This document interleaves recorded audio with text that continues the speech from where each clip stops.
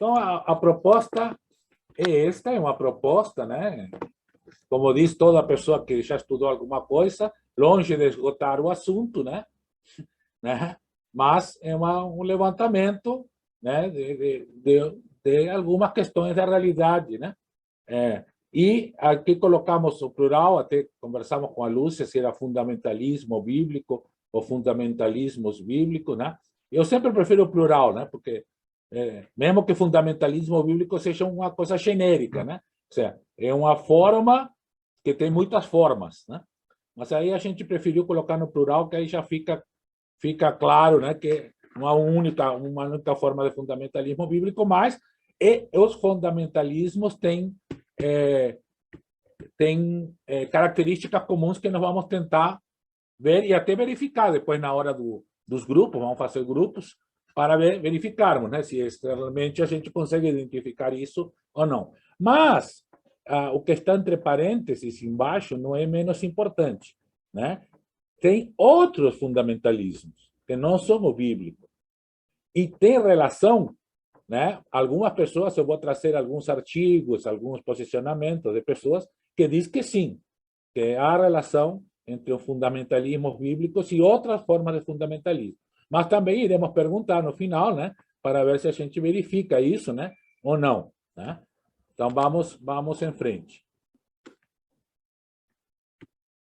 Vamos ver se aí. Opa, agora passei 2. Então, o fundamentalismo cristão, tá? Bíblico cristão, né? Por que botei bíblico também com um tracinho? Porque não é só bíblico o fundamentalismo, né? É teológico, é dogmático, é ético, vamos ver. Inclusive dentro da teologia, sem falar fora dela, né? Mas dentro da teologia, o fundamentalismo, por isso também sempre tem que colocar no plural, né? É uma forma de interpretar a fé, a Bíblia e a realidade. Veja esse trinômio, né? A fé, a Bíblia e a realidade. Não são necessariamente a mesma coisa, mas há um relacionamento entre três questões, né? Fé, Bíblia e realidade, que surge com a reação conservadora contra a mentalidade científica, racional e liberal. Então, não é um vício da mente humana, né? O fundamentalismo é quando a pessoa que é meio ignorante, assim, lê ao pé da letra, porque não sabe. Não, é uma coisa que foi feita de propósito, né? É um movimento criado e gerado com propósito, tá? E o propósito desse movimento é reagir contra a mentalidade científica, né, que questionava algumas verdades, né, que o pessoal achava que tinha na Bíblia, né? Racional, porque a razão, né? Embora no nosso anglicanismo, até acho que foi uma grande sacada do anglicanismo, né? Incorporar a razão, né? Como uma das fontes, né? A Bíblia, a tradição e a razão, né? Mas porque a razão é um problema, se a razão questiona tudo, né? E liberal no sentido de que se flexibilizava uma certa moral, um certo padrão moral, né? Hoje sabemos que vinculado ao colonialismo também, né? Era questionado, flexibilizado por essa mentalidade mais aberta, que permitia outras formas de pensar, de ser, admitia, né, que havia diversidade, né, de coisas, né, diversidade de formas de ser, tudo isso. Então, é uma reação a tudo isso. A mentalidade moderna questiona a forma de viver a fé, que não permitia nenhum tipo de questionamento, cabendo apenas aceitar e repetir irracionalmente os dogmas da igreja. Tá? Então, a isso reage a mentalidade científica, racional e liberal, e a mentalidade científica, racional e liberal reage ao fundamentalismo. Né? Então, este que é o processo. É interessante para a gente diagnosticar, né? Saber onde está o fundamentalismo. Que não é a mesma coisa de uma leitura desinformada da Bíblia, é muito mais do que isso. O avanço da pesquisa científica questionou, por exemplo, a ideia de geocentrismo, né? Que a Terra é o centro do universo. Surpreendentemente, no século XXI, voltamos a ver gente defendendo isso, né? Depois, o criacionismo, né? Outro problema, né? Que foi criado por Deus exatamente assim como é agora, sem evolução biológica da vida, né? Contra isso, grupos cristãos, especialmente nos Estados Unidos e Norte-América, passaram a se chamar fundamentalistas. Eles eles assumiram essa denominação, os próprios grupos, tá? Reafirmando todos os dogmas cristãos como verdades inquestionáveis e imutáveis. Também passaram a interpretar a Bíblia de forma que ela sempre justificasse todos os dogmas. Isto já acontecia também na Idade Média, com a Igreja romana e outras igrejas, né? As ortodoxas também, de certa forma, faziam a mesma coisa. Mas, claro, a romana para nós é mais forte porque influenciou o Ocidente, né? Que é a parte do mundo que nos colonizou, né? Então, por isso a gente sente mais essa parte do dogmatismo, né? Tanto evangélico quanto católicos, e passaram a acusar outras pessoas cristãs, chamando-as de, entre outras coisas, né? Depois você pode acrescentar algum adjetivo que eu me esqueci aqui, liberais, ímpias, hereges, comunistas, ateias, etc. Né? E aí pode ter outras tantas, não sei se vocês já foram chamados de alguma coisa, depois podem botar na lista aí, né? Algumas dessas, né? Apóstatas, enfim, tem outra, tem nomes bonitos, mais bonitos que esse. Vamos seguir em frente. Então, mas o que é interpretação bíblica, então? Né? E como se dá, então, o fundamentalismo na interpretação bíblica? Então, a interpretação bíblica sempre vai ter, pelo menos, esses três aspectos que estou colocando aqui.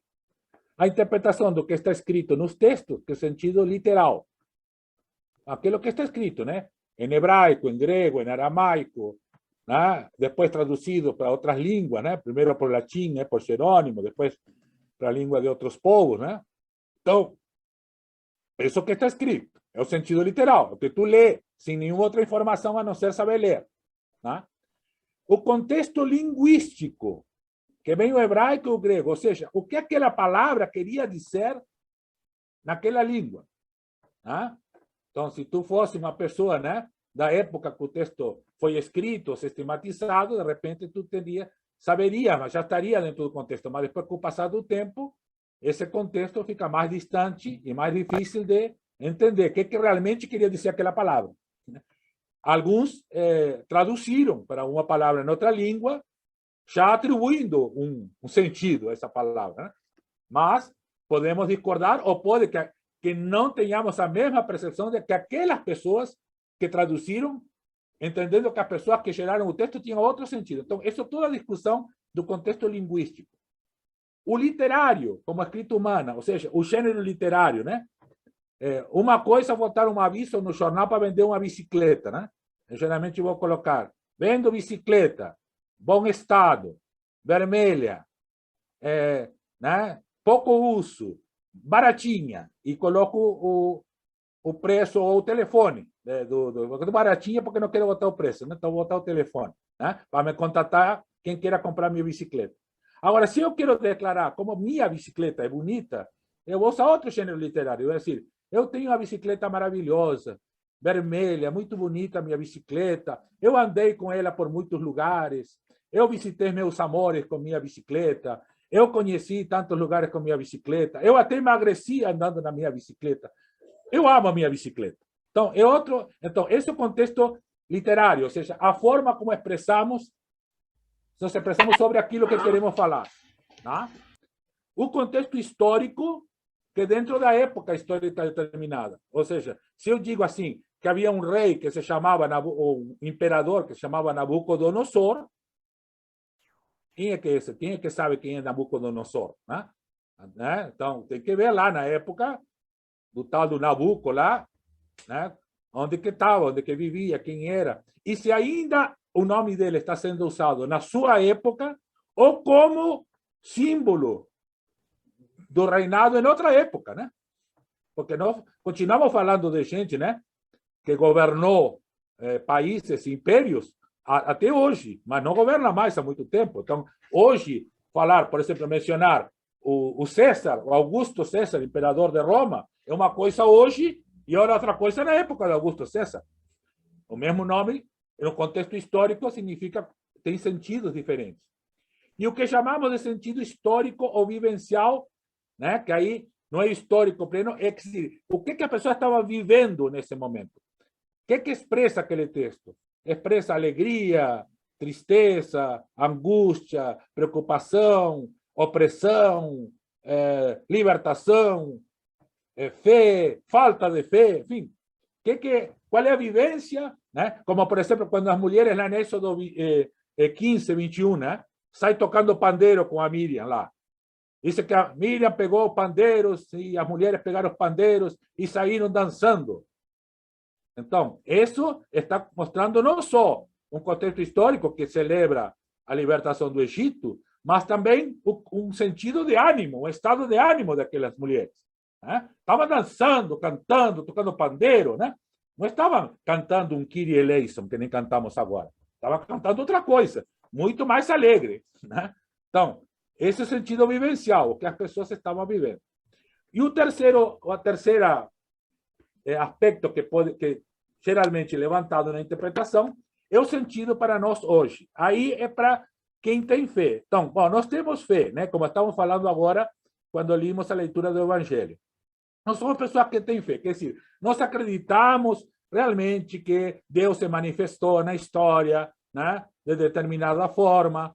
E quando lemos a Bíblia, isto nos faz revivenciar a nossa fé, né?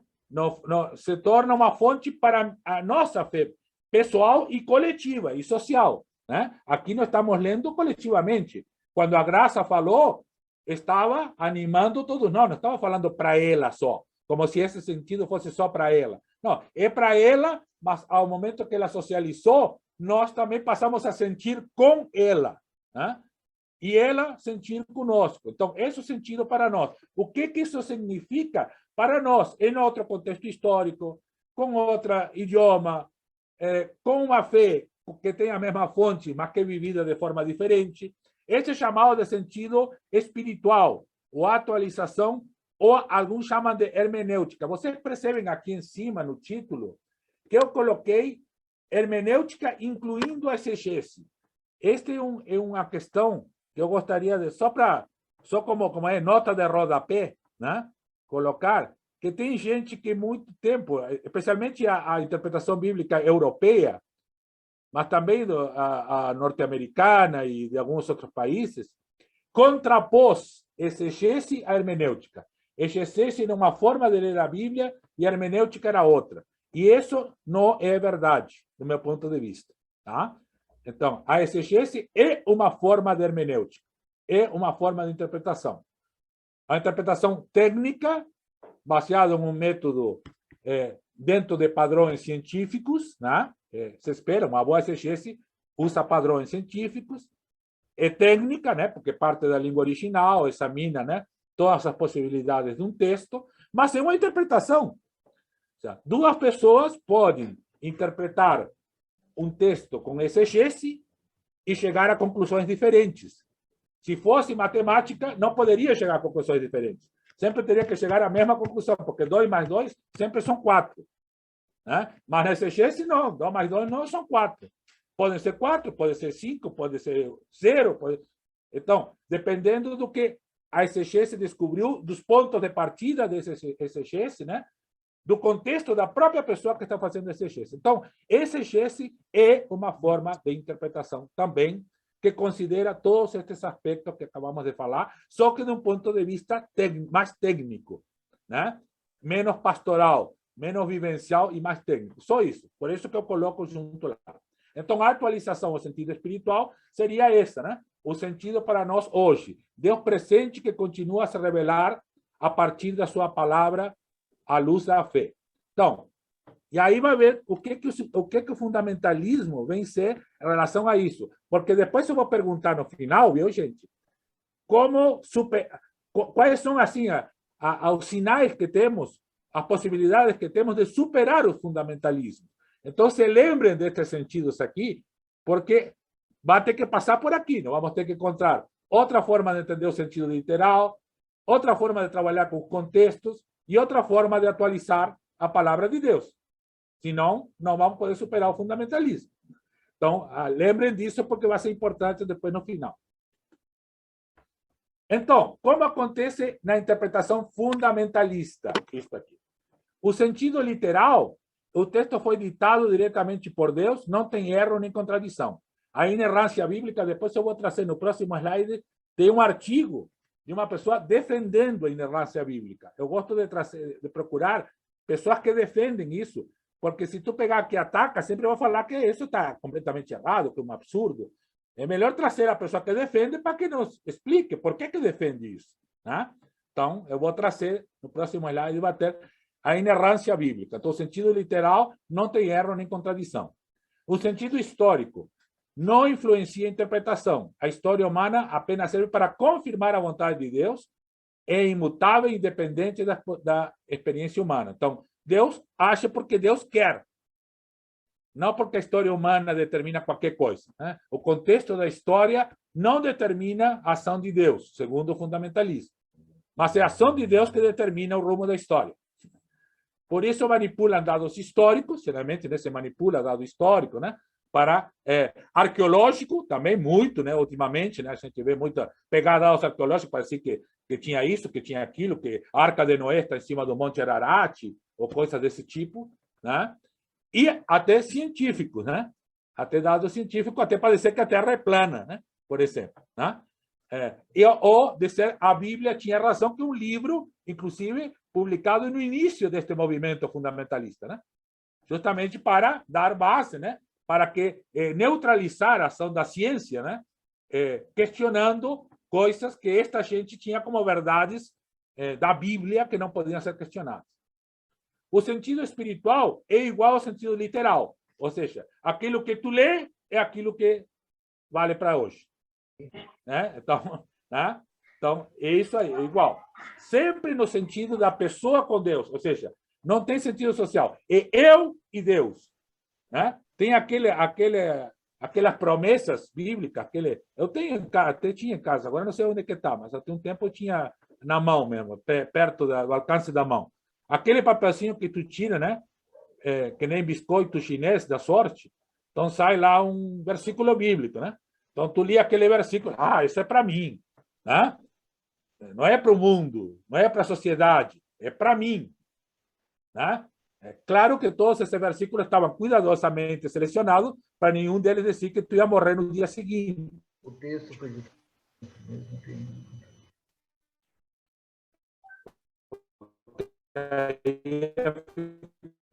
ruim, né?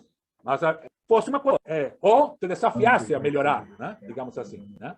Então, sempre no sentido pessoal, né? Da pessoa com Deus. O sentido social é consequência das escolhas e opções pessoais. Então, o que acontece na sociedade é a mera consequência do que cada pessoa escolhe ou não escolhe fazer.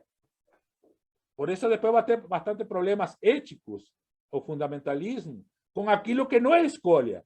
O que acontece na sociedade com as pessoas que não têm escolha? Não, todas as pessoas têm escolha. Será que todas as pessoas têm escolha? Né? Então, só para colocar, né? Jamais se pode questionar o que foi estabelecido previamente como verdade ou autoridade da igreja. Por que autoridade coloco aí? Porque a autoridade da igreja não é da igreja. A igreja não existe como um ente abstrato. A igreja são as pessoas que a governam, ou que a governaram e as que a governam atualmente. Então, tu não pode questionar o pastor, não pode questionar o clérigo, né? A clériga não, porque poucas vezes são mulheres, mas pode ter alguma bispa lá, uma apóstola que também não pode questionar, né? Enfim, não pode questionar ninguém que tem autoridade na igreja. A tua função é apenas reforçar, né? O que eles dizem é verdade, porque eles estão basados na palavra de Deus, que no sentido literal, que é igual que o sentido espiritual. Então, este é mais ou menos o resumo, características gerais do fundamentalismo bíblicos em relação a esses três aspectos da interpretação. Aqui está o artigo, artigo parte do texto, sempre boto a fonte, viu, gente? Em cima aqui, ó, tem HTTPS, se vocês colocarem no Google, vocês vão chegar ao texto completo, para não pegar assim só a parte que eu selecionei. Querem ver tudo? Leia tudo, não tem problema, pode ler à vontade. Né? Então, o que diz aqui? De forma simples, a doutrina da inerrância é a crença de que a Bíblia é verdadeira. Naturalmente, há muito mais do que isso a dizer sobre a definição de inerrância. Inúmeros livros foram escritos explicando, definindo e defendendo essa doutrina, sem mencionar as afirmações negativas da Declaração de Chicago, que em 1978 houve uma declaração questionando a inerrância. Então, aí o fundamentalismo já vem reagindo desde essa época. Tá?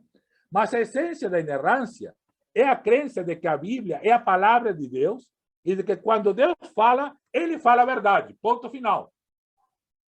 Assim, a crença na inerrância é a convicção de que tudo que a Bíblia afirma é exato, seguro e confiável. Tá? Tá escrito aí. A crença, e aqui vem uma falácia, que depois eu vou questionar. Tá? A crença de que a Bíblia é verdadeira dificilmente uma ideia escandalosa e sem precedentes. Na verdade, a crença na inerrância é bastante inofensiva quando comparada com outra linguagem que os cristãos têm usado em relação à Bíblia. Os cristãos, historicamente, alegam que a Bíblia é infalível, uma afirmação ainda mais forte que a inerrância. Aí, isso, gente, é uma falácia. Infalibilidade e inerrância são praticamente a mesma coisa. Não há diferença entre um e outro. Mas ele usa isto para dizer, não é infalível, mas não erra nunca. Então, não dá para entender. Né? Mas é uma ideia de amenizar a crítica racional à inerrância. Tá? Enquanto inerrância significa simplesmente que a Bíblia é livre de erro, a infalibilidade significa que a Bíblia é incapaz de errar. Uma propriedade muito mais precisa. A inerrância não requer infalibilidade, mas a infalibilidade requer inerrância. Em outras palavras, a inerrância flui naturalmente de outras verdades cristãs que já cremos. Então, está aí só para pegar uma amostra de alguém defendendo, né? E as dificuldades que você tem de defender isso. Né? Aqui coloco, né? Esta questão da falácia, porque a falácia é uma forma comum no fundamentalismo. Né? Se usa muito a falácia em todos os fundamentalismos, não só bíblico. Em todos eles se usa a falácia. Né? Aqui a falácia da inerrância e infalibilidade como forma de esconder a óbvia irracionalidade do argumento. E aí eu puxei lá mesmo do Google, lá um quadrinho lá. Esse quadrinho está no Google lá, viu? Vocês vão achar. O que são as falácias? Falácias são erros de argumentação ou, num sentido mais estrito, argumentos que dão enganosamente a impressão de serem válidos, ou mesmo corretos, mas que não são. Então, tu lê o artigo deles. Não tem problema. A Bíblia, podemos aceitar a inerrância da Bíblia porque não aceitamos a infalibilidade da Bíblia. Só me explica isso, aí não dá para explicar. Não dá para explicar. Mas então coloco aí só para vocês entenderem como se constrói o fundamentalismo dentro e depois isso vai ser transportado para outros campos fora da Bíblia também. Quais são as fronteiras do fundamentalismo bíblico? Quer dizer, a fronteira, quando ele se encontra com um limite, né? Trompica, tem um buraco, uma vala, né? Um problema, né? Então, a primeira fronteira é a própria Bíblia. A Bíblia chama a fronteira, porque a Bíblia não é um livro homogêneo. Não é um livro, para começar, né? É uma coletânea ou coletânea de escrituras. O significado literal da expressão ta Bíblia, ta Bíblia, em grego, é escrituras. Por isso vocês vão ver que no livro de oração comum nunca se usa Bíblia, a não ser no dia da Bíblia, porque foi colocado assim historicamente, dia da Bíblia, né? Mas geralmente nas orações se usa escrituras, o que dizem as escrituras, né? Porque esta é a maneira correta de falar. São escrituras, em plural, e, portanto, uma diversidade de escritos, né? E não um escrito único com diferentes capítulos, né? Como se cada livro da Bíblia fosse o capítulo do mesmo grande livro. Né? Não é. É mais uma biblioteca, com livros bem diferentes e, às vezes, até contraditórios, com livros que repetem partes deles, né? E, às vezes, não repetem da mesma forma. Então, há muitas coisas aí, né? Que é uma fronteira para esse fundamentalismo de que a Bíblia não erra, que não tem contradição, né? Enfim. Né? No mínimo, as histórias mais antigas, oralmente falando, né? Não escritas, oralmente falando, poderia se remontar aí ao século XIX antes de Cristo. Antes disso, olha, é muito difícil cientificamente demonstrar. Em 1870 de Cristo, é difícil demonstrar cientificamente que a Bíblia já estava sendo gestada oralmente. Mas há alguma possibilidade. Abaixo dessa data, praticamente não há nenhuma possibilidade, né? Então, e como texto escrito, só depois do século XI, quer dizer, depois do governo de Salomão em Israel, que podemos ter alguma prova de que a Bíblia já estava sendo escrita, né? E vai até 200 depois de Cristo, se considerarmos a Bíblia cristã, né? Incluindo o Segundo Testamento e o Novo Testamento. Então, um período enorme. E no mundo, qual é o mundo da Bíblia? O chamado crescente fértil, que inclui a África. Temos um problema hoje com o crescente fértil, porque a visão colonialista do crescente fértil só inclui uma pontinha do Egito, o que é mentira, né?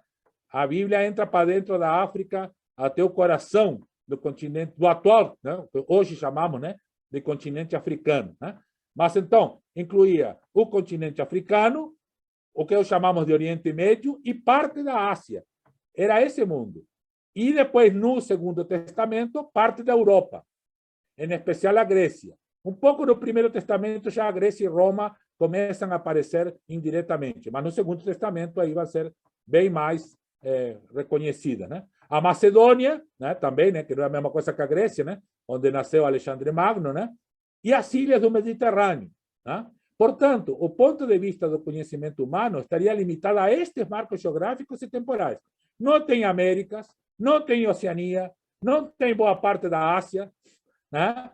E os regimes sociais e políticos giravam em torno do modo de produção asiático escravagista, um modo de produção bastante particular, diferente depois, inclusive, da Idade Média, e muito diferente do capitalismo, do modo de produção que vivemos hoje, né? Então, portanto, assim, fazer uma passagem imediata de uma leitura política da Bíblia para o regime atual, tem que considerar esses aspectos. Aí, senão, tu pode cair em qualquer tipo de irracionalidade, né?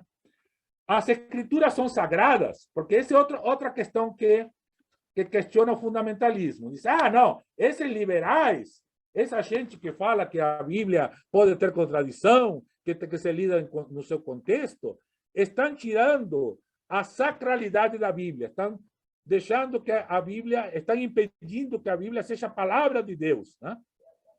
Então, o que significa que as escrituras são sagradas? Para quem tem fé, sim, são sagradas as escrituras. Sagradas significa dedicadas a uma divindade, separadas para uso específico dentro de uma crença ou fé. Então, são sagradas, né? São fonte, né, de uma divindade, né? E são usadas dentro de uma crença ou fé, tá? Neste sentido, elas ganharam essa condição por serem consideradas fontes da fé judaico-cristã e da fé muçulmana depois. Então, essas fés, né, que tornaram as escrituras sagradas, né? Nada tem a ver com a natureza dessas escrituras, né? Ou seja, elas são escrituras humanas, como qualquer outra escrita. Só a natureza dessas, não tem a ver com a natureza, mas com o valor que foi dado a essas escrituras por essa fé. Por quê? Porque elas falam da experiência com esta divindade que as pessoas têm fé. Então, é um valor teológico, não é um valor literário, né? Ou seja, você tenta buscar nessas fontes as fontes da fé, né? Mas não quer dizer que não era o que Deus ditou aquilo tudo, o que não é escrita humana, né? Ainda são e sempre serão escrita humana e, portanto, condicionadas aos seus contextos. Aqui eu trago o fundamentamento bíblico como instrumento ideológico do neoliberalismo. Então, até aqui, o fundamentalismo na Bíblia, tá? Como que surge, quais são suas fronteiras, né? Em que mais ou menos se baseia, muito preliminarmente, como falei no início.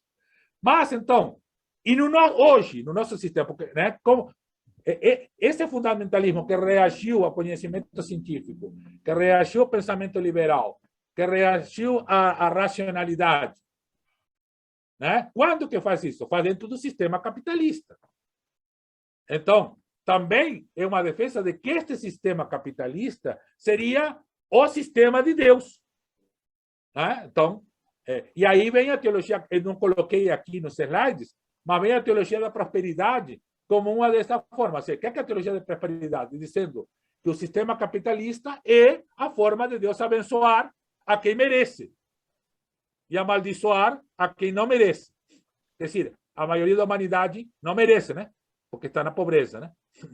E uma minoria da humanidade que merece, né? Porque está na riqueza, né? Então, é algo muito difícil de comprovar nos evangelhos, que fala que vende tudo e dá para os pobres, né? Como que fica isso, então? Que se o abençoado tem que virar amaldiçoado para abençoar os que foram amaldiçoados? Não dá para entender muito, né? Mas, então, vamos ver este artigo. Este artigo é de Jung Moo Sun, está aqui embaixo. É um teólogo brasileiro. No final do milênio, né? Mas não somente por causa disso, o refortalecimento de grupos religiosos fundamentalistas, seja cristãos, muçulmanos ou judeus, que não é exclusividade do cristianismo, e, em particular, dos grupos explicitamente milenaristas, né? O milenarista é aquele que acham que, então, a história está predeterminada por Deus, né? Inclusive, muito forte numa leitura do livro do Apocalipse, né? Então, é uma leitura que, para mim, não tem racionalidade, né? Mas que para esta gente tem, e eles veem aí, né, uma predeterminação da história. Então, Deus já tem toda a história planejada até o fim. Quer dizer, não há nada que a gente faça que mude a história. Não sei onde ficou o livre-arbítrio, né? Porque não teria livre-arbítrio nenhum. O livre-arbítrio é ir para o inferno ou ir para o céu. Agora, a história está determinada, né? Então, essas são... Então, e aí, o mundo, ele disse que o mundo está dominado pelo princípio da incerteza, né? Ou seja, que não sabe o que vai acontecer, né? Que temos que... dice até outra contradição com Hebreus 11:1, né? Hebreus, capítulo 11, versículo 1, né? Diz que a fé é ter certeza das coisas que não se veem, né? Então, quer dizer, se precisamos ter certeza de coisas que não vemos, porque não temos certeza. Precisamos acreditar nela. Então, mas que não vivemos num mundo de incerteza, que não se sabe de nada, e então eles querem uma sociedade onde predomine a certeza, né? A certeza absoluta, diz, né? Quanto maior a divulgação sobre as incertezas do mundo e da vida, mais certezas estes grupos buscam encontrar.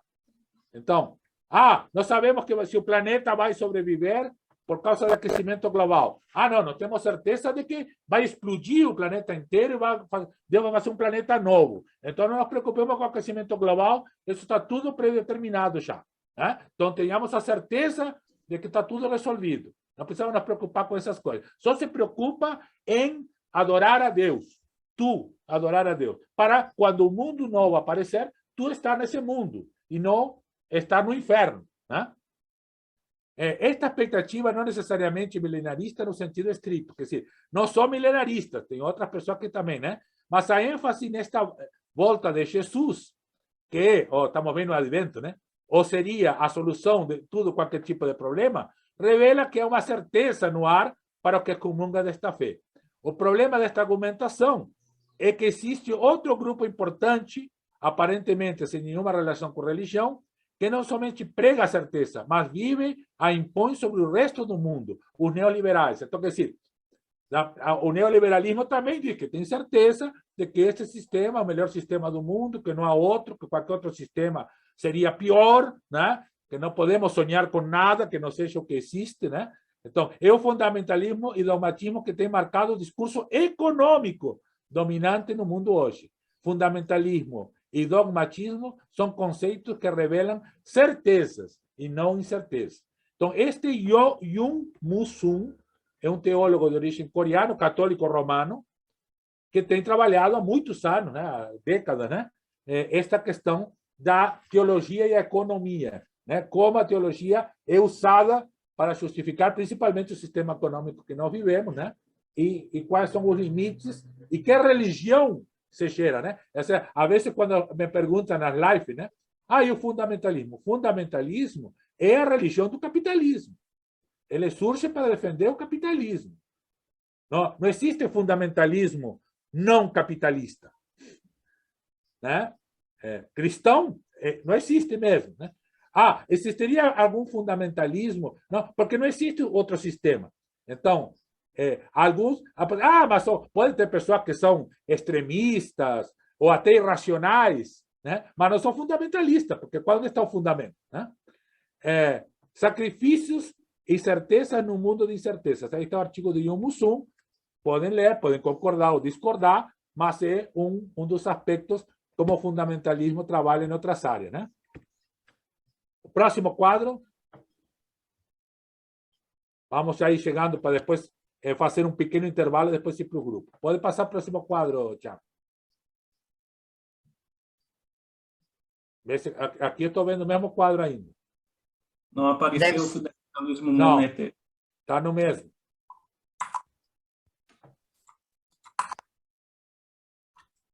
Aí. Então, aí um questionamento de Deus. Esse é Paulo Richard, tá? Que é outra pessoa também, teólogo latino-americano, que há muito tempo vem questionando essas questões. Então, ele coloca essa questão de Deus ou dinheiro. Então, que é outra fronteira. Ele diz, mas como? Então, se esse sistema é um sistema onde o dinheiro é o valor absoluto, é o verdadeiro Deus, então, que Deus é esse que está, né? Que a gente diz que quem é mais abençoado ganha mais dinheiro, né? Bom, enfim, então, só para colocar esse...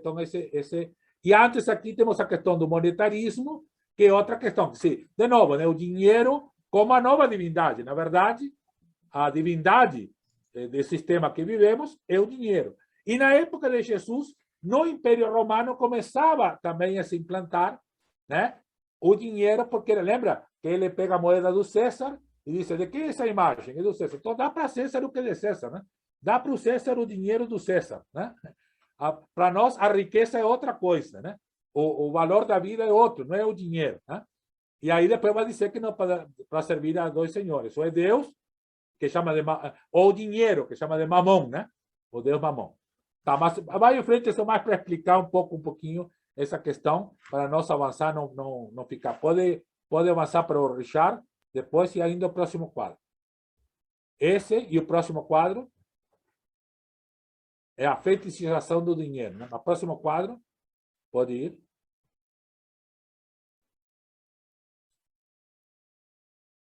Pode ir. Isso.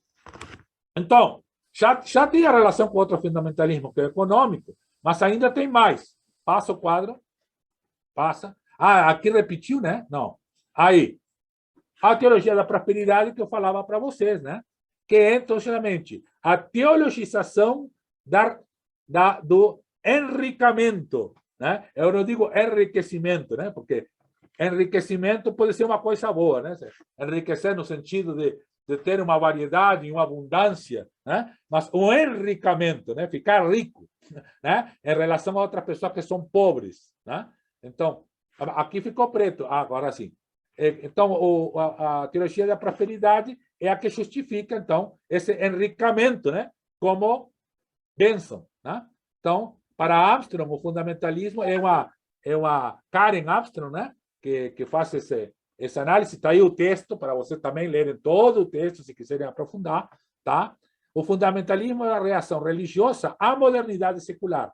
De novo, né, reafirmando, o fundamentalismo não é uma limitação bíblica da pessoa ignorante. É um movimento que tem uma objetividade política e econômica. Né? O processo de secularização no Ocidente trouxe fortes rupturas do modo de vida, né? Tidos como corretos ou tradicionais. E aí vem o fundamentalismo, é enxergado por muitas pessoas como algo atrasado. Então, por outro lado, outras pessoas se enxergam como algo atrasado, antigo e de uma cultura sobremaneira passada. Porém, afirma ela, o fundamentalismo é um fenômeno bastante moderno e contemporâneo. Então, não existia fundamentalismo antes disso. Fundamentalismo ao contrário. A primeira leitura da Bíblia foi a leitura alegórica, não fundamentalista, onde se dava ao texto bíblico um valor simbólico, não um valor literal. Então, o fundamentalismo não é nada antigo, é bem moderno e bem contemporâneo. Tá? Esse movimento mescla elementos antigos e velhos ao mesmo tempo e é eclético. Às vezes, se contradiz. Aí vem a falácia, né? Diz uma coisa por um lado e diz outra coisa por outro lado. Né?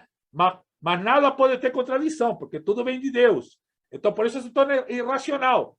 Tu não consegue pensar racionalmente, porque uma coisa vai para um lado, outra vai para o outro, e outra vai para o outro. E agora? Tem que acreditar. É a fé. Não pode pensar. Né? Porque se pensar, não dá certo. Né? Então, deixa eu ver um pouquinho mais embaixo aqui. Os resultados da pesquisa, ele faz pesquisa, né, sobre isso, né, são parciais, pois a mesma faz parte de um projeto de pesquisa em história que estuda a teologia da prosperidade nos Estados Unidos e no Brasil. Mas, diante daquilo que propomos nesse trabalho, entendemos que o fundamentalismo se caracteriza por ser crítico da modernidade, mas, ao mesmo tempo, se utiliza da mesma modernidade que ele mesmo critica. Aí vem outra irracionalidade, né? A modernidade é ruim, mas, por outro lado, ele pega esse aspecto, como é o sistema capitalista e tal, e diz que é bom, que é bênção. Então, o sistema, ao mesmo tempo, bênção e maldição. Então, realmente, é impossível tu se posicionar racionalmente. Né? Tu tem que só que acreditar o que a liderança religiosa diz. Se a liderança religiosa diz que isso é bom, é bom. Se diz que é ruim, é ruim. Pronto, não pensa. Só acredita. É por aí que funciona. Né? E por isso a gente vê gente até se matando, né? Ou fazendo coisas. Agora foram nos Estados Unidos, dizia que John Fitzgerald Kennedy ia ressuscitar. Ainda está esperando que ressuscite lá, né? Então, coisas assim, coisas absolutamente irracionais, né? Que tu entende, mas como que as pessoas vão fazer uma coisa dessa? Porque já foram tão condicionadas a acreditar no que é dito, que não precisa nem pensar, não tem que pensar, tem que acreditar. Acreditar, acreditar, acreditar, acreditar. Pronto. Não tem mais nenhuma outra coisa. Mas passa para frente, para a próxima. Já estamos chegando ao fim, aí não vamos para o grupo. O fundamentalismo político, né? Também, né? Aqui vem um artigo, né? Fundamentalismo religioso e político na pandemia. É isso mesmo. E daí, né? São a Catiane Souza e a Priscila Schecker, duas mulheres, né?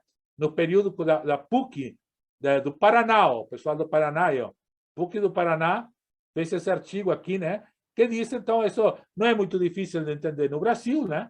Mostrando como, né? A mesma irracionalidade que se usa para ler a Bíblia, se usa para não entender a realidade, né? Para não entender, para aceitar uma realidade que alguém dá como que esse é o caminho para nos defender de coisas que a gente também não entende de que está querendo nos defender, né? No final, né? Está querendo defender a família. Uma pessoa que casou 4 vezes está querendo defender a família. Né? Eu não tenho problema que case 4 vezes, podia casar 8 vezes para mim. Mas não venha falar de família tradicional. Né? Então, aí tem essa racionalidade, né? Entre uma coisa e outra. E aí tu tem que acreditar, porque é assim. Né? Então, por aí vai. Mas vamos em frente. Eu estou querendo ir mais rápido para dar tempo ao grupo. O ético social, que aí vem esta, que eu botei em maiúsculo, né? A discriminação e o preconceito, né?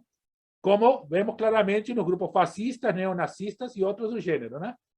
Então, os negros e negras são uma raça inferior. Eu não tenho nada contra negros e negras, mas eles não foram feitos para governar. Né? Não foram feitos para mandar, foram feitos para trabalhar. Né? São bons no trabalho. Então, não tem que ir para a universidade, tem que ir para a fábrica. É lá, ou para o campo, ou para a plantação de cana-de-açúcar, lá que eles vão, então, dar a sua grande contribuição para a sociedade. Na universidade, não. Né? Pensando, não. Né? Então, e como LGBTQIA+, então, que acabam com a família, que são pessoas doentes, né? Depois vai ter um artigo sobre isso aqui, que eu vou colocar, e assim por diante. As mulheres também, sexo fraco, né? Olha, que tu vai... E se uma mulher vira presidenta de um país e fica menstruada com TPM, o que vai acontecer? Pode ser uma guerra nuclear, porque pode apertar o botão da bomba atômica, porque está com TPM. Então, quer dizer, esse tipo de preconceito e discriminação que, nessa irracionalidade toda, tem um espaço fantástico para crescer, para se desenvolver, né? Todos têm que ser iguais a mim, né? Esse é o critério, né? Ou ao nosso grupo, ao grupo do qual faço parte. Do contrário, estão errados e devem ser punidos, excluídos ou até eliminados. Tá? dependendo do grau de fundamentalismo, né, que a pessoa tem, né? Pode justificar até a exterminação daquele grupo. Tá? Vamos em frente. Pode passar de quadro. Aí vem, então, essa parte. Aqui é um exemplo da Irlanda, tá? Deixa eu ver se... sim, a Connolly aqui. Mas eu tinha corrigido, acho que peguei um outro PowerPoint que não corrigi, porque aqui esse já tinha corrigido, eu vi que não tinha correção aqui. Mas, se não, depois eu arrumo agora quando apresentar. Então, na Irlanda, a República da Irlanda, tá? Que é católica, não é anglicana, mesmo eu estive lá na Irlanda do Norte, né? Que é anglicana e disse assim, eu sou republicano, mas sou anglicano, sou contra a monarquia. Então, ser anglicano não significa ser a favor da monarquia, né? Então, pelas dúvidas, se alguém tem alguma confusão com isso, já aproveito para dizer, né? Quer ser a favor, tudo bem, mas eu acho que eu até a própria Bíblia é contra a monarquia, então eu não posso ser biblista e ser a favor da monarquia. Mas então, então, na República da Irlanda católica se aprovou o casamento de pessoas do mesmo sexo, né? Então, e aí esta mulher, uma senhora de 92 anos, católica, praticante, defendeu a união do mesmo sexo. Porque tinha gente da família dela. E porque ela entendia que todas as pessoas são iguais diante de Deus. Então, ela apresentou um argumento racional. E com esse argumento racional, quebrou o argumento fundamentalista. Então, já dá uma dica aqui, né, de que a racionalidade é um bom caminho contra o fundamentalismo, né? Porque, primeiro, desmascara as falácias do fundamentalismo e começa a mostrar outros caminhos, né? Inclusive para a fé, para o entendimento da própria fé. Ela disse, para meu Deus, todas as pessoas são iguais, então eu não posso discriminar ninguém. Tá? Algo completamente diferente do que se tinha os setores fundamentalistas, que esta pessoa ameaçava a família, ameaçava isso, ameaçava aquilo outro, eram doentes, etc, etc. Vamos passar o quadro, fica para vocês também, são leituras que ficam aí para quem quiser aprofundar. Tá? Qual é o caminho alternativo ao fundamentalismo bíblico e suas derivações? Então, aqui tem algumas dicas, depois eu tenho umas perguntas para a gente ver se essa dica funciona. São dicas que eu estou dando. Cuidado, não seja fundamentalista em relação a mim, né? Essa dica não significa que está certa. Significa que é uma ideia que eu tive, né? Se está certo, está errado, ou a outra, ou não é nada disso, também podemos questionar. Tá? Apresentar a Bíblia ligada à vida e a vida ligada à Bíblia, a partir do contexto da época bíblica e no momento atual, tentando tirar chaves de leitura ou pontes que permitam levantar princípios da ação missionária e pastoral a partir da consciência da presença de Deus em nossa história. Para isso, uma boa metodologia são os círculos bíblicos, né? Que tem ver, julgar, agir e celebrar. Né? Então, primeiro a vida. Por quê? Porque a vida é o contexto da Bíblia. Se não tivesse vida, não teria tido Bíblia. Né? Depois, voltando para a vida, porque a Bíblia existe por causa da vida também. A vida gerou a Bíblia e a Bíblia quer contribuir com a vida. Né? Então, e as chaves de leitura que são essas pontes. A opressão sempre foi ruim. Então, nenhuma forma de opressão pode ser aceita. Independente de que a opressão na época da Bíblia era de um jeito e hoje de outro jeito. Né? A exclusão, a morte, né? Assassinato, né? A injustiça era ruim na Bíblia. Bom, isso é uma chave de leitura. Se era ruim na Bíblia, vamos ver hoje onde isso está acontecendo, porque continua sendo ruim. Só que em outro contexto, com outros mecanismos que nós temos que descobrir para poder agir. Né? Então, o ver é saber a vida. O julgar é usar a fonte bíblica como para levantar questões, para levantar chaves de leitura da realidade. Agir é assim, bom, e agora temos que fazer o quê? Qual é o desafio, então, para nosso momento, para nossa fé, neste contexto histórico que vivemos? Tá? E o celebrar é colocar tudo na mão de Deus, acreditando de que Deus está conosco e que Deus nos permitirá fazer aquilo, superar aquilo igual que antes, permitiu superar outras formas de opressão, como está registrado na Bíblia. Tá? 2. Denunciar as consequências excludentes e violentas contra grupos historicamente discriminados, excluídos e violentados, seguindo aquele princípio evangélico. Por seus frutos les conhecereis. Então, denunciar. Nunca deixar nenhuma injustiça passar. Não importa de quem. Ou seja, se o fruto é ruim, a árvore é ruim. Mesmo que pareça maravilhosamente bonita. Mas, se o fruto está sendo a violência e a morte, né? Então não é bom. Algo está errado. O que está errado? Vamos cavocar aí para ver, porque algo está errado. Se o fruto está errado, a árvore está errada. Se o fruto é da morte, a árvore é de morte. Mesmo que esteja pintada com um cartaz luminoso que diga vida. Né? Tá? 3. Desenvolver o caráter sagrado das Escrituras em sua diversidade e contextualidade. Ou seja, ser sagrada sem negar a diversidade e contextualidade da Bíblia, a partir de uma espiritualidade bíblica que não tem como foco a Bíblia em si, ou a idolatria da Bíblia, né? Aquela que a Bíblia só pode ser de capa preta, não pode tocar aqui, não pode... enfim, né? Mas a consciência de que somos povo de Deus, igreja, corpo de Cristo, na mesma caminhada de libertação e vida que está registrada na experiência bíblica. Né? Hoje, amanhã é o dia da Bíblia. Né? Então, o que vamos celebrar amanhã? O Deus Bíblia ou o povo de Deus que continua a caminhada da Bíblia? Né? Então, vai ser o quê? Né? Que vamos celebrar. Então, pode passar o seguinte quadro. E aí vem para refletir. Tá? Então, agora são... Que horas são agora aqui? Deixa eu ver. Tem um celular aqui do lado. 10h30. Tá. A minha proposta, eu vou ler essas perguntas, fazer um pequeno intervalo, ou, se querem fazer os grupos agora, acho que um intervalinho é bom para levantar, para ir tomar água, outras necessidades básicas que podem ter, né, acontecendo, enfim. E aí a gente volta no plenária e aí divide em grupos. Já estabelece o tempo para o grupo discutir estas questões. Mas como não vai estar o quadrinho no grupo, eu peço que você ou fotografe com o celular, eu já estou na tecnologia aqui, ou copiem no antigo método, né, de escrever com um instrumento num papel, né? Para, então, nos grupos discutirem, os grupos todos vão discutir as 3 questões. Tá?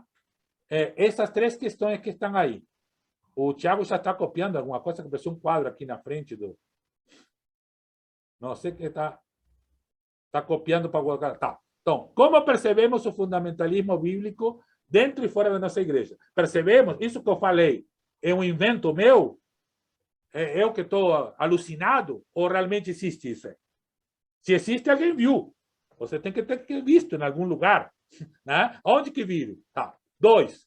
Quais os caminhos que temos seguido para aprofundar a interpretação popular da Bíblia em nossa comunidade? Essa outra interpretação que eu falei antes. Temos seguido esses caminhos?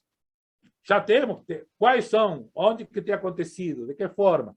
Vimos isso ou não? Ah, não, nunca vimos. Só existe a leitura fundamentalista ou outro tipo que não é essa que foi falada aqui. 3.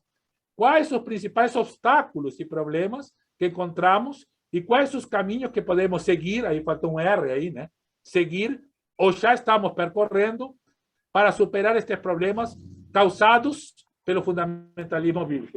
Então, temos obstáculos, já estamos seguindo alguns caminhos, há outros que ainda poderíamos seguir. Quais são esses caminhos? Então, é isso aí que os grupos vão ver. Então, não sei, agora a Lúcia determina o tempo do intervalo e depois, então, a gente volta para os grupos. Então, podemos iniciar com o grupo 1? Quem é que estava, Lúcia, no grupo 1 aí? Eu vou responder a primeira pergunta. Grupo 1 era o Bernardino, Guilherme, o Torrente e o Numa. Tá, então o Torrente já está falando. Fala, Torrente. Ok. Então, da primeira pergunta, eu, pelo menos, expus que dentro da Igreja Anglicana eu desconheço o fundamentalista.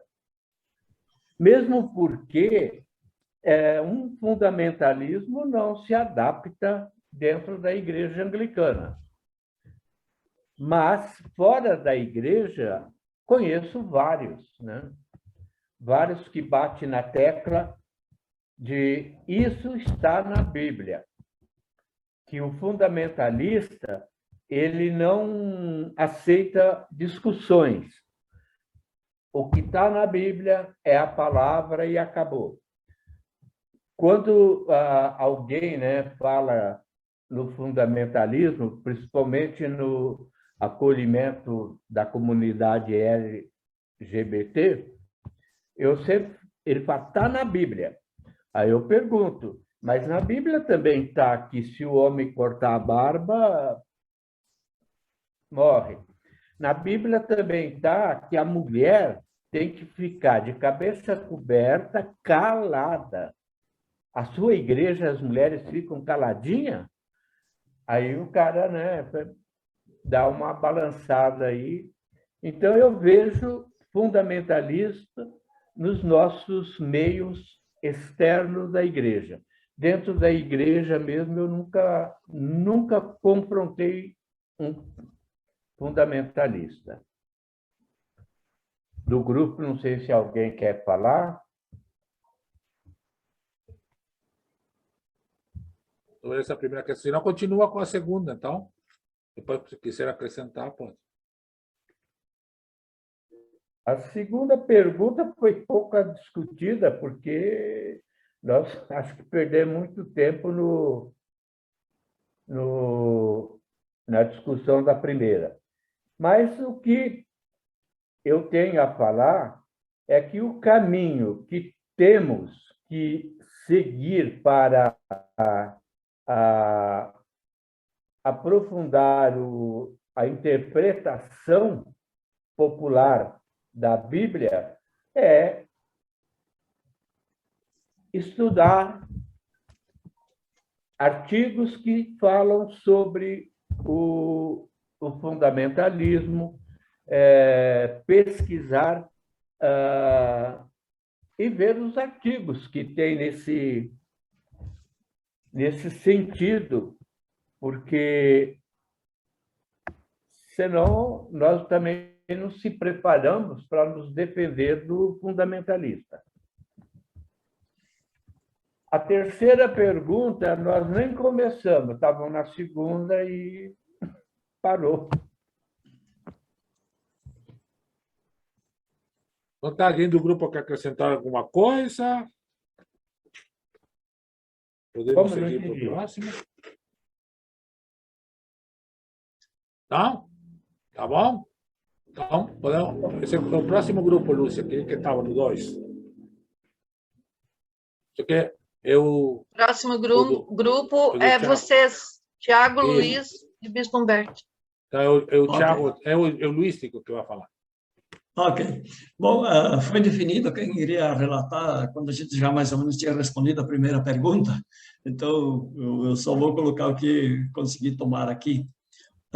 Uma coisa assim bem interessante que apareceu é a questão fundamentalista. A gente identifica mais facilmente diante da pessoa que consegue dialogar ou não dialogar. Quer dizer, o fundamentalismo geralmente ele aparece da incapacidade da pessoa dialogar. Quando ele se abre, então as coisas mudam, né? E aí foi citado algum exemplo, se falou sobre o fundamentalismo com relação à questão de gênero e também com relação ao negro, né? A raça. Então apareceu assim duas colocações. Uma, gente que justifica assim que o negro não presta porque Caim era negro, né? E o que ele fez com Abel, né? Não se justifica. E também Cã, a atitude assim de Cã com relação à Bíblia, e aí entra esse estende aí por todo o continente africano, né? Parece que o Cã é o símbolo, a expressão do negro e a atitude, assim, o que aconteceu com ele, então, é atribuído aos negros, né? Sobre a primeira pergunta, só peguei isto. Sobre a segunda pergunta, a colocação assim que apareceu houve, digamos assim, numa paróquia onde se falou, se conseguiu melhorar a interpretação. As comunidades, o que apareceu bem interessante, assim, é que as comunidades têm obrigação moral de melhorar as interpretações. Também o grupo falou que o pecado é o sistema, né, quem cria o sistema assim que incorpora o pecado diante da sua maneira de administrar, de fazer as coisas. A leitura fundamentalista, ela não é um erro, é uma intenção. Quem não conhece, normalmente é vítima. Ele não é fundamentalista, é vítima do fundamentalismo por não conhecer. Então, o fundamentalismo se dá no momento que a pessoa tem conhecimento e é intencional. Não é? Então, na comunidade, a gente tem realmente... acaba se tornando o lugar onde mais facilmente aparece a expressão do fundamentalismo, onde a gente pode identificar, e também um lugar onde a gente, de repente, pode até mudar a situação. Na terceira pergunta, que também não conseguimos responder a segunda parte, mas a primeira a gente conseguiu entrar um pouco, apareceu uma situação assim que, em algumas comunidades, às vezes, quem dificulta o entendimento ou dificulta assim entrar no assunto é o próprio clero, às vezes quem está na frente, né? Então tem acontecido assim fatos assim que as pessoas então nem falam, nem abordam o assunto porque o clero não permite, não dá espaço, não é? Então é necessário assim, se espera comunidades mais preparadas. Existem comunidades que são mais preparadas do que o clero para tratar do assunto que se trata, mas não trata às vezes porque não encontra espaço, não é? E se frisou o distanciamento entre os modos de pensar, né? E esse distanciamento entre os modos de pensar cria uma resistência, não é, à questão do fundamentalismo. E então aí nós não entramos assim muito na questão dos caminhos a seguir, né? Porque seria a segunda parte, essa ficou de fora. Por favor, o grupo aí me ajuda um pouco aí para acrescentar um pouco mais. O grupo, o reverendo Luiz fala eu, né? Porque o bispo estava mais de ouvinte. Então, assim, eu acho que... Eu até falei para o bispo isso. Tem momentos, assim, que a área está proporcionando de conversar, de estudar, de aprofundar, justamente caminhos que a gente tem que trilhar. Porque a maior dificuldade é que, às vezes, o fundamentalismo que acontece internamente nosso, a gente quer mudar fundamentalismo com fundamentalismo, ao invés de dialogar para construir novos caminhos, novas pontes, entendendo que os saberes são diversos, e o saber da caminhada não está só dentro da teologia, também está fora da teologia, que está na vida. Então, eu só queria complementar com essa fala e dizer que esse momento, eu espero sinceramente, Lúcia, agora vai para a Lúcia, que a gente consiga ter mais momentos assim, porque é assim que a gente consegue superar o fundamentalismo, trazendo pessoas que nos mostrem, não só teologicamente, historicamente, mas também, olha, como combater, porque não adianta a gente só saber, a gente tem que saber, não adianta só não ser fundamentalista, tem que ser antifundamentalista. E para ser antifundamentalista, a gente tem que saber como não ser fundamentalista.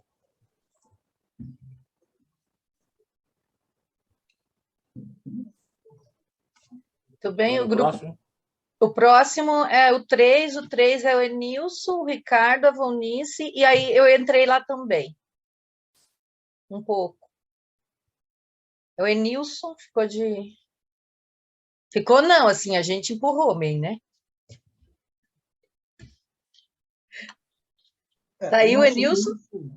Nosso grupo, nós ficamos presos numa questão que eu provoquei. E, na verdade, assim, eu vejo situações, eu vejo momentos em que alguns clérigos, poucos, manifestam o seu fundamentalismo de modo muito sutil na igreja. e, às vezes, contrariamente à Câmara dos Bispos. Foi o que eu falei, e também existe uma preocupação, e isso foi uma coisa que provocou a nosso diálogo, é que existe gente preocupada em ser clérigo para ganhar dinheiro, para ficar rico, seguindo modelos de pessoas que já se tornaram ídolos e que já formaram uma igreja que se separou, que fez né, se dividiu da gente. Então, assim, eu dei uma provocada nisso, né? Mas os discursos fundamentalistas que ocorrem, como disse o Tiago Lundu, às vezes o fundamentalismo é do nosso lado, mas o que a gente chama de fundamentalismo, né? O que é fundamentalismo para você? Como você pode usar um outro fundamentalismo, né? Foi o que o colega que estava comigo no nosso grupo estava também falando, que às vezes a gente é fundamentalista do nosso lado. Eu não sei isso, porque, para mim, o fundamentalismo ele tem toda uma estrutura, e como disse o Luiz Sartori, né, que o grupo dele estudou, existe uma intenção. O fundamentalismo é uma coisa importada de fora, e ele é completamente antibíblico, né, do ponto de vista daquela coisa do Deus libertador, que está lá no Êxodo, da caminhada de Jesus Cristo, né, que se manifesta como alguém que vem para libertar, que vem para... Né? E a gente não está nesse mundo, nós não estamos nesse mundo para ficarmos ricos. Tem gente que cria isso, cria uma estrutura de pensamento que a gente precisa de dinheiro. A gente não precisa de dinheiro. Se a gente precisar, é claro que a gente precisa. Eu não estou dizendo que não, a estrutura do mundo ainda é assim. Mas a gente vai construir um mundo novo, a gente precisa disso. Se a estrutura do mundo, a estrutura econômica não deixar, a gente vai ter que viver como as comunidades cristãs primitivas. É possível ou não é? Eu sei, eu vejo isso às vezes. A gente já está ajudando pessoas que não podem, que não têm. A gente discutiu numa dos últimos encontros no Zoom, que nós temos clérigos abaixo da linha da pobreza. Isso é um problema na nossa igreja. Mas a gente não pode ficar preocupado em querer criar uma estrutura para poder ter lucro dentro da igreja. A gente ficou preso na primeira pergunta e preso nessa questão. Eu peço desculpa para o grupo e eu peço desculpa também para todos, né? Mas a gente precisa realmente, como o Tiago Lundu falou, de formação boa para poder ter como argumentar, como poder explicar para a pessoa que ela é uma vítima do sistema, uma vítima do fundamentalismo, que é intencional.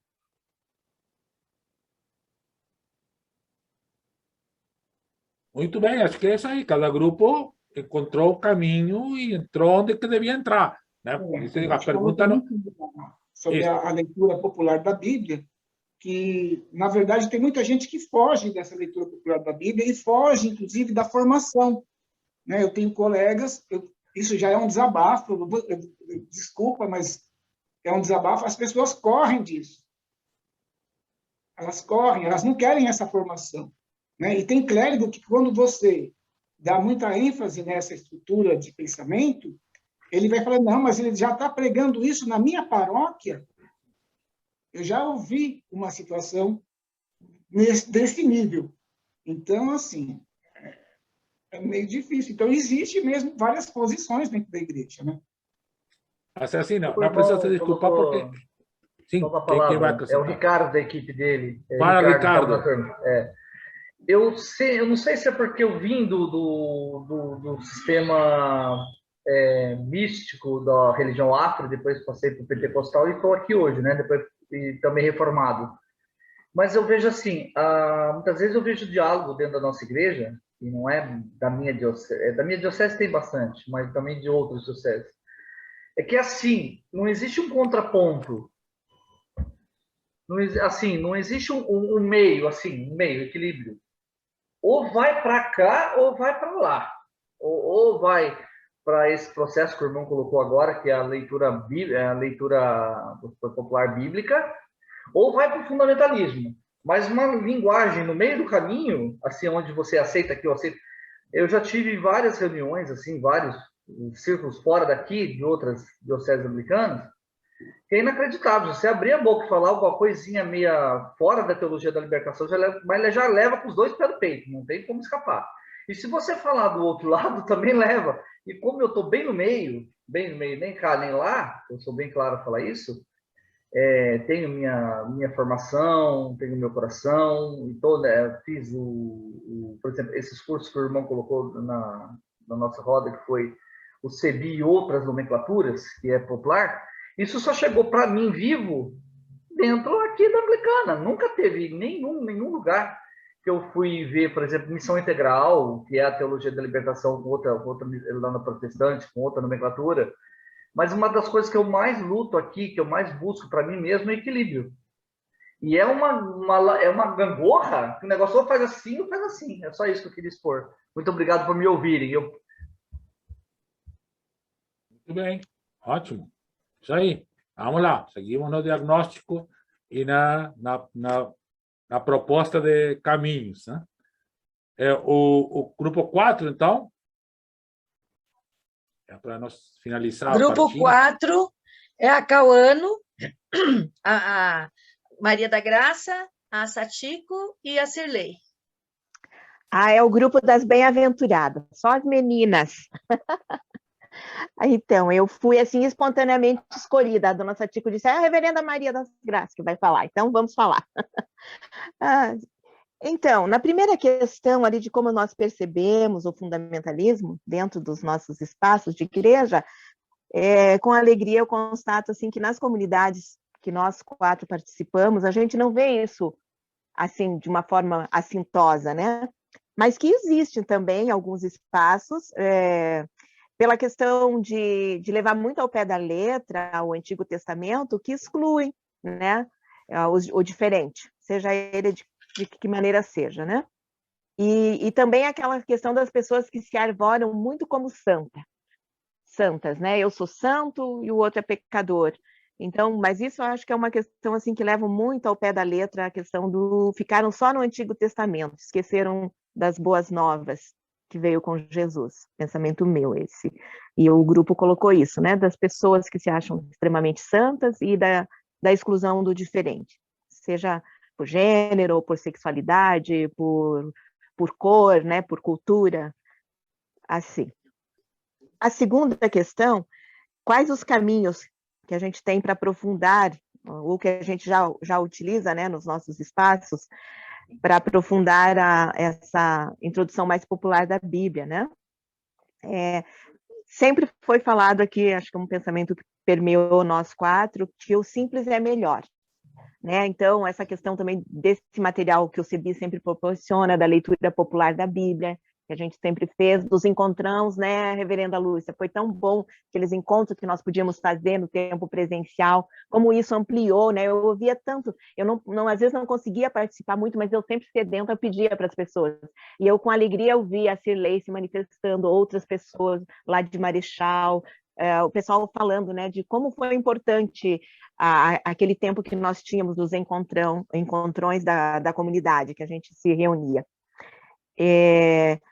E os caminhos são esses, né, de ter uma linguagem mais acessível, a reverenda Carmen Cauano colocou, de ter uma fala, assim, que as pessoas entendam, né, e a dona Satiko colocou que às vezes se usa também muitos termos muito técnicos, que daí não faz essa questão da introdução popular, que já vai indo para a terceira questão, quais são os principais obstáculos e problemas para superar essa questão do fundamentalismo, né, de como a gente vai superar. Cirlei colocou que um dos obstáculos, muitas vezes, é o medo até, o medo de errar. Tem gente que... Mas só não erra quem não faz, né? Penso, né? Quem nunca faz nada não vai errar, mas quem faz está sujeito a erro. E que nem todo mundo domina todas as ciências, todas as alquimias, né? Todas as histórias, todas as homeopatias, e a gente precisa ir caminhando sempre lado a lado, né? O Lucas 10 lá, vamos sempre de 2 em 2, um ajuda o outro ajuda um. E a questão do legalismo e do ritualismo também, que vai dar também dentro do clericalismo, que é o que o irmão estava falando, que às vezes alguns, não estou dizendo que aconteça conosco aqui, mas que às vezes algum clérigo ou clérica, quando escuta alguma coisa, já, opa, às vezes eu percebi, não aqui conosco, mas que às vezes tem pessoas que têm medo até da sombra que a outra possa fazer. E isso leva a ter problemas, né? A ter problemas e impede, às vezes, até a assembleia, a congregação de caminhar, né? Mas, com a graça de Deus, o que a gente compartilhou aqui, que dentro das comunidades que a gente está acostumado a frequentar, não há essa questão do fundamentalismo exacerbado, né?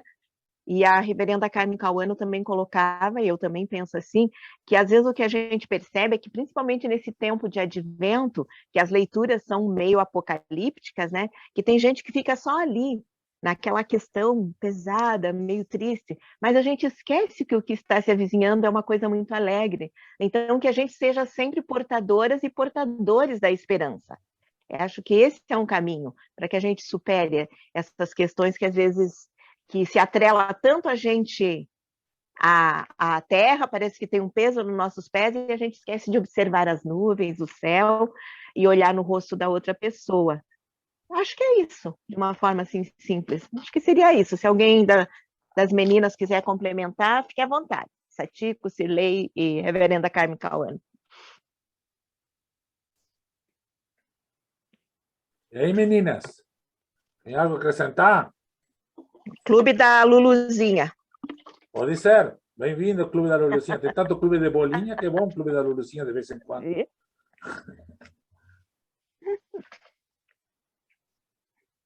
Dona Satiko, não quer falar um pouco? Não, Fechou o microfone sem querer, Xaxi.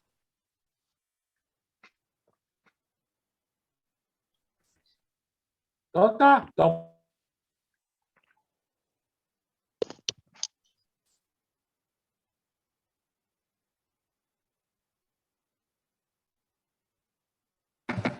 bispo, microfone fechado. isso chamamos de amarração, né? No final, quando a assessoria, né, tenta costurar um pouco, né? Mas claro que também toda amarração fica desamarrada, né? Porque não dá para amarrar tudo também. Mas para né, refletir sobre a reflexão, né? Digamos assim. Né? Então, o que eu vejo aqui, assim, então, algumas coisas que eu gostaria de reafirmar aqui, que eu acho que vai ser importante. Primeiro, então, o fundamentalismo é um movimento organizado e intencional. Portanto, as pessoas que têm um pensamento fundamentalista não necessariamente são fundamentalistas. Né? Isso tem que deixar bem claro, até para não fazer isto, né? Que ele falou, do Ricardo falou, sair, cair em cima da pessoa porque, né, disse algo que está de acordo com o fundamentalismo.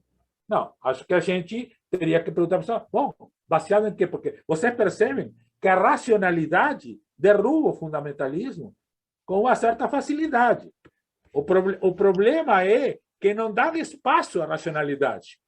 Não há espaço para dialogar, para pensar, para chance da pessoa pensar. Né? Então, se há chance da pessoa pensar, necessariamente, embora não assuma outra intencionalidade, mas já vai se afastar do fundamentalismo, porque é irracional. Né? É irracional. Se torna aquela mulher que se tornou a favor do casamento de pessoas do mesmo sexo na Irlanda, aquela senhora idosa, não tinha nenhuma filiação ideológica. Mas ela aplicou a racionalidade, ela viu a realidade da sua própria família, a sua fé, e pensou. E quando pensou, falou. E quando falou, derrubou o fundamentalismo. Né? Então, acho que este é o caminho para ajudarmos a nós mesmas, ou a nós mesmos, se estamos sendo vítimas do fundamentalismo, a não sermos mais vítimas, e ajudar outras pessoas que a gente identifique que estão sendo vítimas do fundamentalismo em nossas comunidades, ou no nível ecumênico, ou no convívio social, né? Porque a gente não vive só na igreja, né? A gente vive no trabalho, na família, uma porção de outros lugares, né? Onde entramos em contato com uma porção de outras pessoas, com uma porção de outros pensamentos. Né? Então, essa é a primeira questão por aí. Então, deixar claro, cuidado, né? Com isso, né? E dar oportunidade. Aí, claro, o que me preocupa é esse medo. né? Porque se há medo, não há oportunidade, né? Então, nós temos que criar espaços onde o medo seja superado, onde a pessoa, o próprio Ricardo fala, a gente tem que aprender a dialogar, né? A dialogar é ouvir a outra pessoa, mas também outra pessoa ouvir a gente, né? Então, eu sempre digo, eu não dou um exemplo de algo que eu não fiz, né? Não gosto de dar porque acho que é mentira quando estou dando um exemplo de uma coisa que tu não fez, né? Eu estava, há alguns anos atrás, sentado numa promoção de uma paróquia nossa, antes de nós aprovarmos o casamento igualitário, bem antes disso. E estavam falando, e uma pessoa falando contra pessoas LGBT que ia mais, dizendo horrores, né? Sobre a pessoa. E sentado do meu lado. E eu esperei, quando terminou de falar, eu comecei a colocar outros argumentos, né? E aí, quando eu terminei de falar, a pessoa me disse assim, então agora vou ter que aceitar tudo isso? Aí ele estava aplicando o mesmo pensamento fundamentalista ao que eu estava dizendo. Quer dizer, ele antes aceitava uma coisa, agora vai ter que aceitar outra. Porque um doutor ou um clérigo está falando. Ele disse, não, não tem que aceitar, mas tem que admitir que há outros argumentos. Isso sim, tem que admitir que esse argumento que tu tinha não é o único. E não está necessariamente certo. Há outros argumentos. Aí tu ora, pensa, continua lendo a Bíblia, né? Para, então, né? Contrapor, dialogar dentro desses argumentos. Isso foi feito num diálogo interpessoal.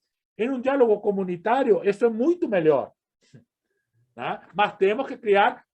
Nós não falamos de igreja segura. Igreja segura é isso. Um lugar onde as pessoas possam falar sem ter medo de ser enquadradas, criticadas, acusadas de nada. Né? Mas também elas têm que colaborar com a igreja segura, também aceitando dialogar, também ouvindo as outras pessoas. Então, aí que temos esse ambiente. É um caminho difícil. Vivemos no Brasil, né? Tempos especialmente difíceis, né? Para isso. Mas temos que continuar tentando. Esse é o caminho, não tem outro caminho. Né? Então, sobre o clericalismo, eu acabei de falar com um postulante da minha diocese, que está fazendo estágio numa comunidade, sobre algumas situações que estão na comunidade. Né? E eu lembrei ele de duas frases que não são cristãs, mas que são verdadeiras, inclusive do nosso ponto de vista cristão. Uma diz assim, a única pessoa que tu não pode mudar são as outras. Então, quer dizer, não, muda tu. Começa a mudar, começa a pensar diferente, começa a pregar diferente, começa a ler a Bíblia diferente. E quanto mais tu consiga fazer isso, mais estarás capacitada ou capacitado para fazer isso com outras pessoas. E aí, deixa Deus vai mudar. E muda as pessoas. Né? O que a Maria da Graça estava falando, os encontrões da comunidade, que marcou a vida dela e a forma dela encarar a fé, é isso.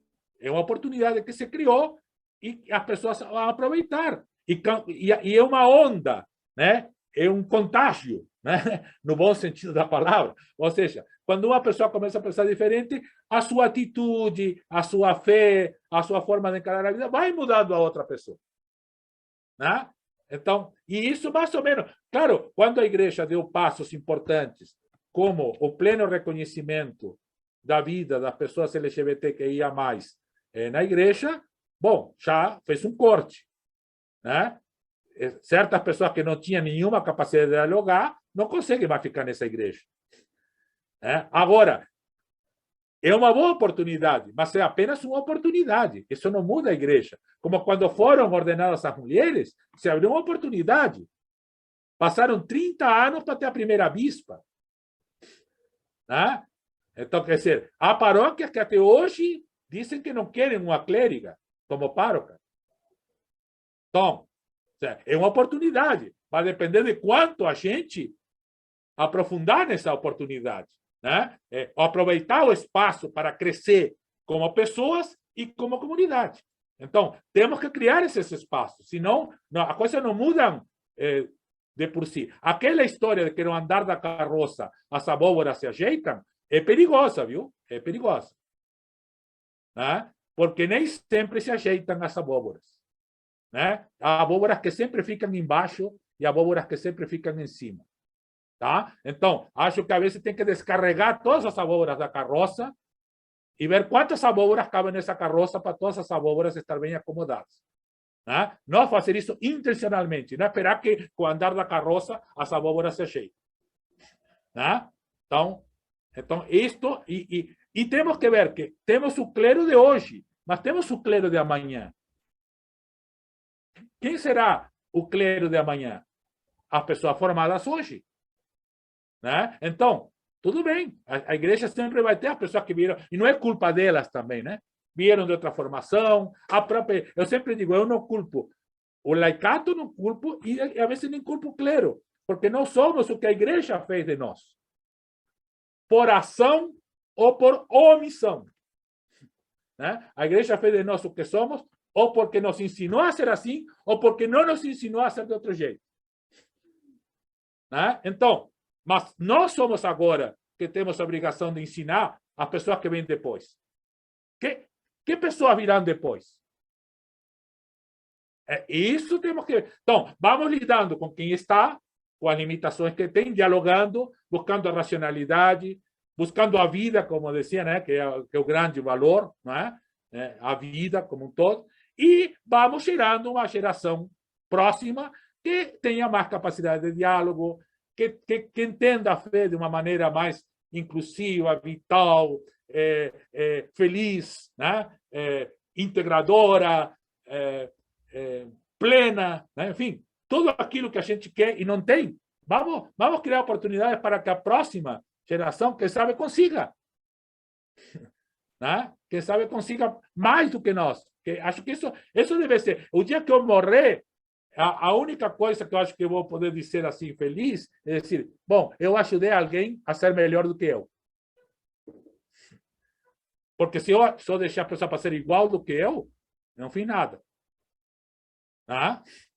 Mas se as pessoas que vierem depois, eu já vi em vida isso acontecer, e projeto, né, profeticamente, que no futuro acontecerá isso, né, que haverá pessoas melhores que eu na igreja e na sociedade, então eu fiz a minha missão.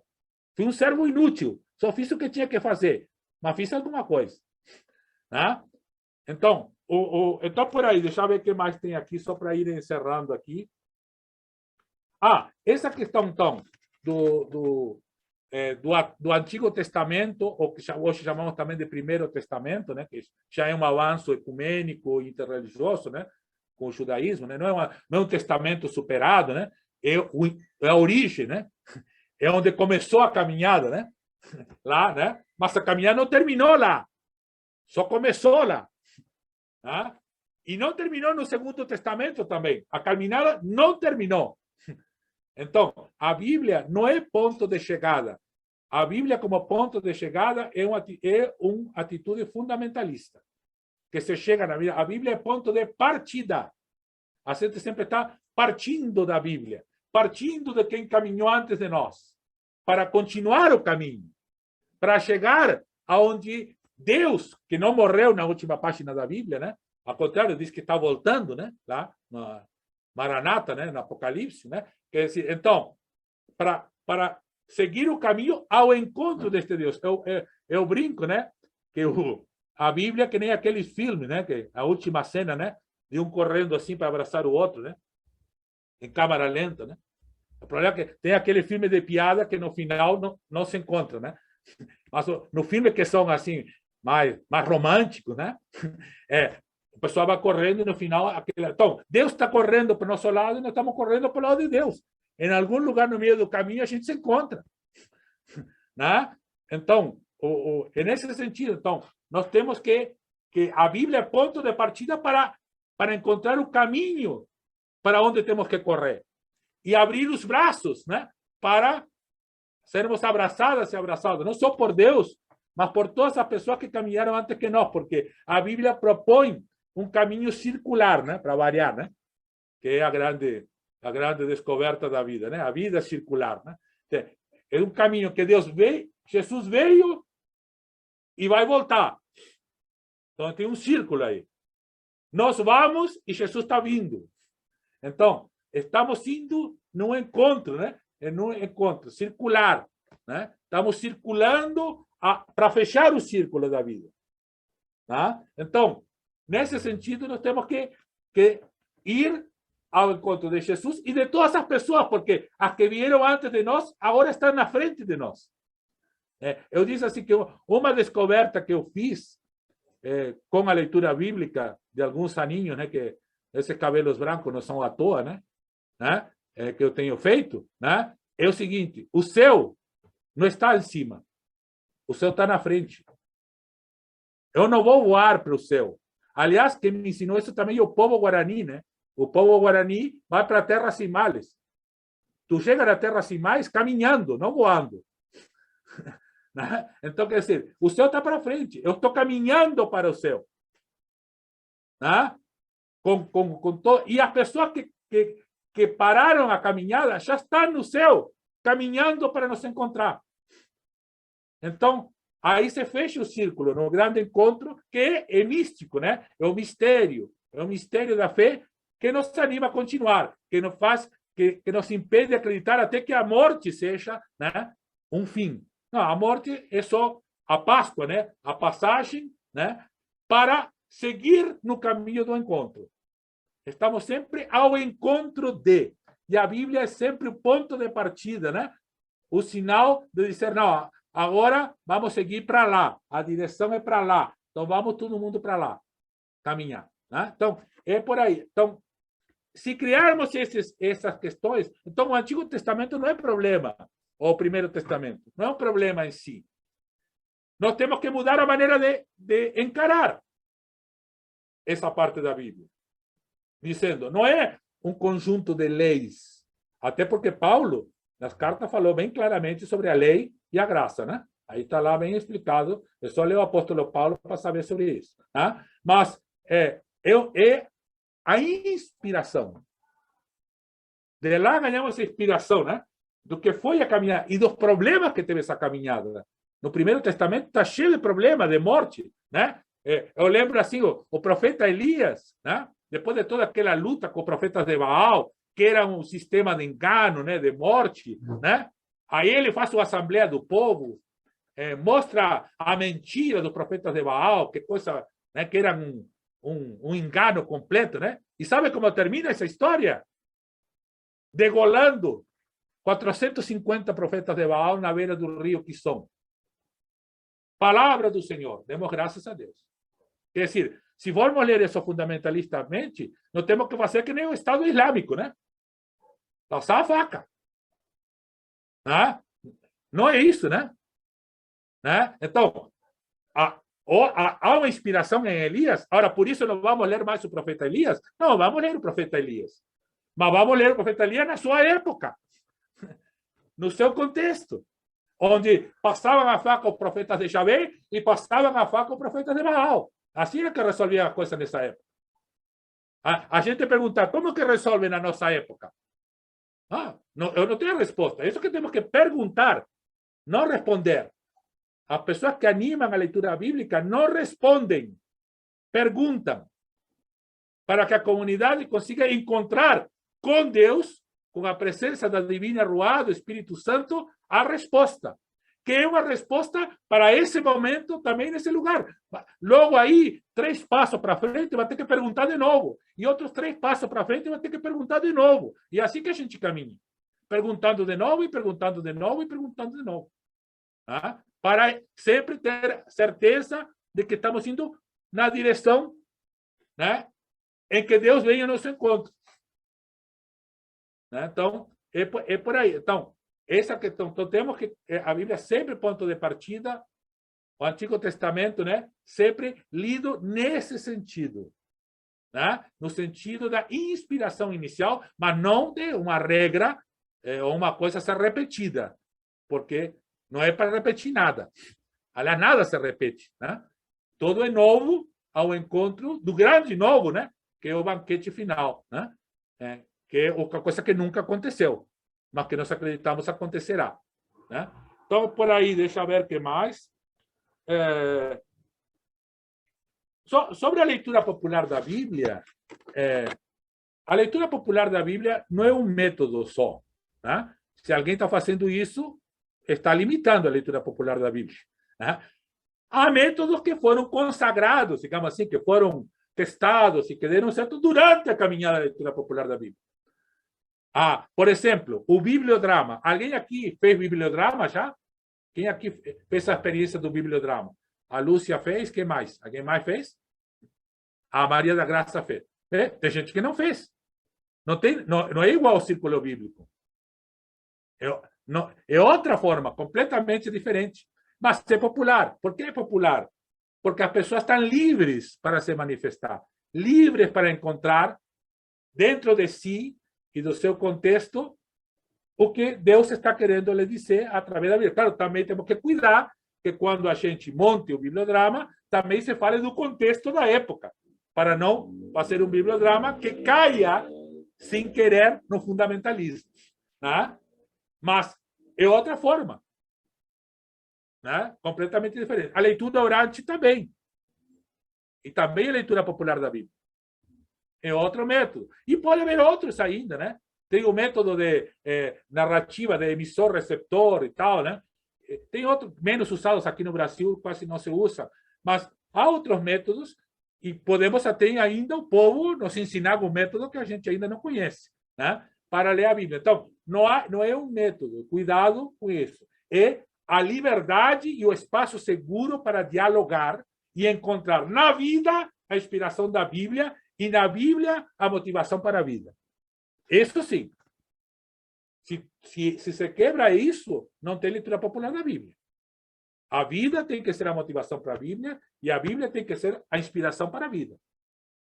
Aí sim. Porque senão tu cai em uma Bíblia que é um documento imposto por alguém que tem poder em alguém que não tem poder. E com uma intenção bem predeterminada, né? Como é o caso do fundamentalismo. Existe o dogmatismo. Existem outras leituras que também são parecidas com o fundamentalismo. Aqui falamos do fundamentalismo, que é uma expressão muito forte, muito grande, né? Especialmente no Brasil, né? Porque ganhou força, inclusive política e econômica, né? No nosso meio. Então, isso não sabe. Mas tem o dogmatismo, tem o academicismo, tem o historicismo, tem muitas outras formas, o alegorismo, o subjetivismo. Há muitas outras formas que também se desviam, digamos assim, da vida. Né? Claro, com outras consequências diferentes, né? E às vezes colaborando com o fundamentalismo. Às vezes, como o fundamentalismo é a mais forte, quando tu se desvia da vida, logo, aquela história que fala Desmond Tutu. Se eu não sou contra se não sou a favor do oprimido, da pessoa oprimida, eu sou a favor do opressor. Não tem como eu não ser contra o opressor se não sou a favor da pessoa oprimida. Porque eu não fazendo nada, estou colaborando com a opressão. Isso Desmond Tutu fala com uma experiência de luta contra o apartheid na África do Sul, e muitos anos. Não inventou isso na cabeça dele. É fruto da experiência dele. Né? Então, realmente, não, polarizações não, mas deixar claro que aquela história, né? Não adianta não ser racista, tem que ser antirracista. Não adianta não ser fundamentalista, tem que ser antifundamentalista. Né? Não adianta tu dizer que tu não faz mal à vida. Tem que ser a favor da vida. Tem que fazer ações que gerem vida. Né? Aí, então, tu realmente vai estar colaborando com a vida. Se tu não fazendo nada, colabora com a força que está destruindo o planeta. Porque elas são as mais poderosas. Então, é por aí, mais ou menos, que eu queria amarrar, né? Espero que tenha ajudado e sempre estou à disposição para qualquer outra conversa, né? Que a gente possa ter, sempre aprendendo, né? Sempre, está aqui, ó. Estou levando aqui, ó. Eu que aprendi hoje. Está aqui, vou guardar isso aqui, né? Estou aprendendo, porque é assim que a gente vai crescendo, aprendendo juntas e juntos. Obrigado. Obrigada ao senhor, bispo. Muito bom. Sim, a gente quer agradecer de coração ao bispo Humberto, né? A gente que está nessa linha da Bíblia, eu bebo muito dessa fonte, e eu bebi muito hoje, viu? Eu espero que vocês também tenham conseguido beber da forma como da minha empolgação, né, de beber desse poço, que o Bispo Humberto também se transformou, né, nessa leitura de Bíblia, né, e nesta leitura, né, que traz esta visão.